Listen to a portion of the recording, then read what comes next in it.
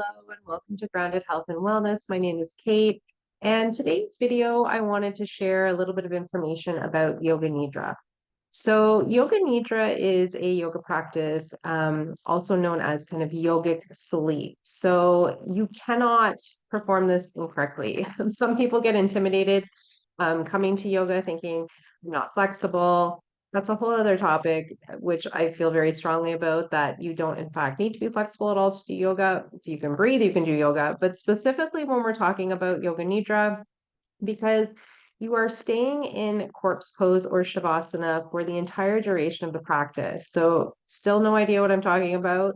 You're laying down on your bed with blankets, pillows, you're comfortable, you're supporting the body in kind of the supine resting position. So for most of us, laying down is an available option for the body. So you can practice it anywhere. If you can't lay down for whatever reason, you can perform it seated as well. But truth be told, just trying to drive the point home that it is a very accessible practice for everyone.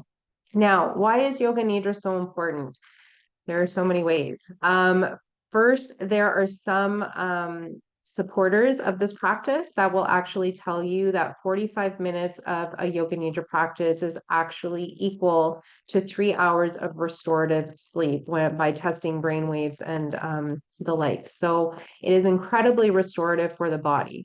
It is a guided meditation that you just listen to, and the teacher would kind of take you through a body scan with sometimes with background music, sometimes without, but it's this very kind of calm approach to a guided meditation, so to speak, where you're just laying there and listening to the words as you kind of scan through the body.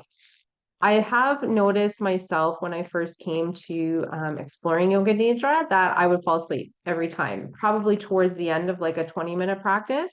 And what I learned from that was that my body was incredibly exhausted and needed that sleep. So it was kind of dropping into a nap because that's what my body needed. Over time, and as I worked kind of really towards honoring my circadian rhythms and getting my sleep-wake cycles really online, I don't fall asleep anymore during Yoga Nidra. I just get into this very deep, calm state. So the thing that's interesting about this particular practice is the brain, once you kind of drop into that state, you're kind of hovering in that place between wakefulness and sleep. So you're actually activating the alpha brain waves, which kind of allow you to kind of tread water, so to speak, in between the conscious and the subconscious mind. So you're in that middle state. This is incredible for the brain and not only the body, because when your brain is in the alpha state, it is able to process or create actually serotonin and dopamine. So these are feel-good hormones that are naturally chemically created by the brain. So when you're in that alpha state, this is beautiful because you're kind of turning on your own internal body's pharmacy for those feel-good hormones by being in that state. That's why sleep is so important and restorative, because again, we're turning all of these processes on. So anyways, that's a beautiful way to kind of think about it. So you're kind of giving your body this place to recharge. The other thing is, as far as benefits go, I mean, it lowers stress and anxiety. There have been studies done as well with people who suffer from PTSD, post-traumatic stress disorder. It has lowered their response to stimulus and that type of sympathetic state where the nervous system is always in this kind of fight or flight. So it helps with that. It also can help with insomnia. So if you're someone who struggles with sleep and you discover that you might like to explore a daily Yoga Nidra practice, 20 minutes a day, I mean, is ideal. More if you can, but I try to aim for that 20-minute bench line that you can as a kind of a starting point. I mean, some is always better than none, but I find that 20 minutes really gives yourself a chance to kind of drop into that state, because we are so kind of go all the time in our day-to-day life. So being able to take that pause and really drop into the practice, it takes a little bit more time. As you become more seasoned of a practitioner with Yoga Nidra, you might just be able to drop into like a 2-minute, a 5-minute practice and get to that place. But as you're starting out, I know for myself, 20 minutes was around the sweet spot for me, where I could really kind of find that alpha state. So that's also really important. With it being such a strong supporter for lowering stress and anxiety, there have actually been studies with Yoga Nidra where they've taken participants and shown that it actually supports those with type 2 diabetes, because we know that stress increases blood sugar response. So by being able to practice or have a daily Yoga Nidra practice, participants in this study were actually shown to keep their blood sugar levels stable instead of spiking. So that's another, beautiful example of how it can support challenges that we may be facing with our health.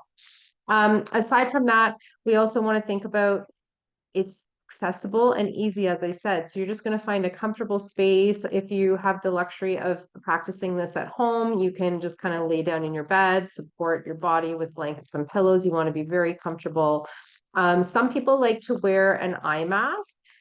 If you do that, I would try to avoid something that's kind of weighted, because we're trying to remove sensory perspective from the body and really just allow the body to or the mind rather, to get out of this sensory perception. So maybe like a light scarf over top of the eyes or something like that, if you do prefer to have that covered up.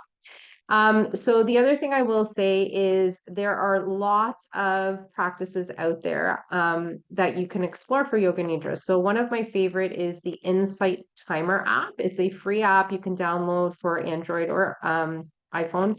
But when you go in there, there is like endless libraries of practices, and you can kind of scroll through, try a few, create your own bookmark list as far as ones you like.